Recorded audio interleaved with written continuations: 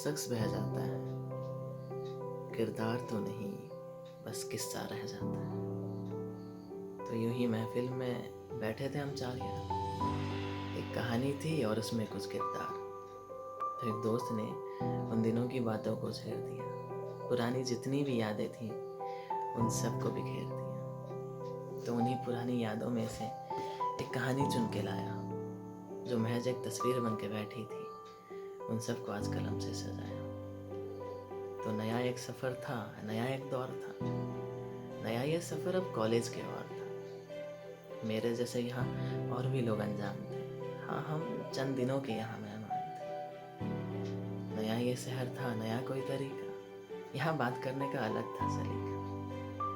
जब कुछ समझ ना आए ना, तो वही पुरानी आदत, कोई तो हो जिससे हम भी दिल लगा सके। अब दिल लगाने की बात आती है तो हर किसी को कोई ना कोई पसंद आ ही जाता है। हाँ, पर कोई कहता है और कोई कह नहीं पाता है। तो उन्हीं में से मैं भी था। हाँ, पसंद तो थी एक अवसर, पर वही कि कभी लाइब्रेरी में बैठ के देर तक निहारा, तो कभी ख्वाबों ने उसको पुकारा। बड़ा ही एक तरफा रिश्ता था हमारा, या तो वो समझ नहीं पाई या शायद मैं समझा नहीं पाया। वक्त की दरकार थी, सब कुछ मंजूर था, मोहब्बत ना सही तो दोस्ती भी कबूल थी। पर तस्वीर उसकी ऐसी जो दिल में बसी थी, मोहब्बत की वुसअतें शायद वो भी जानती थी। खैर खैर इश्क से आगे बढ़े तो दोस्तों ने संभाला। कभी चाय की प्याली दी तो कभी जाम का प्याला। कभी किताबों के बीच हमको मसरूफ़ रखा, तो कभी बेरंग सी जिंदगी में आई मधुशाला। अब कुछ ऐसा हुआ अचानक कि सबके दिलों में गम था। दोस्त छूटे, कॉलेज छूटा, जैसे कोई भ्रम था। एक सफ़र जहाँ हम सब अनजान थे, कभी मैं था, कभी आप होंगे, हम सब मेहमान थे। मानो मानो कॉलेज एक आसमान और वहाँ पे हम सब टिमटिमाते हुए तारे। उन सब तारों के बीच हमारा एक छोटा सा बसेरा। पर वही है ना कि आसमान से सितारे भी जुदा होते हैं। अच्छा, शायद मैं कहानी में थोड़ा आगे आ गया। हाँ, तो मधुशाला। खैर उम्मीद तो थी कि आएगी मधुबाला, पर मधुबाला ना सही तो आई मधुशाला।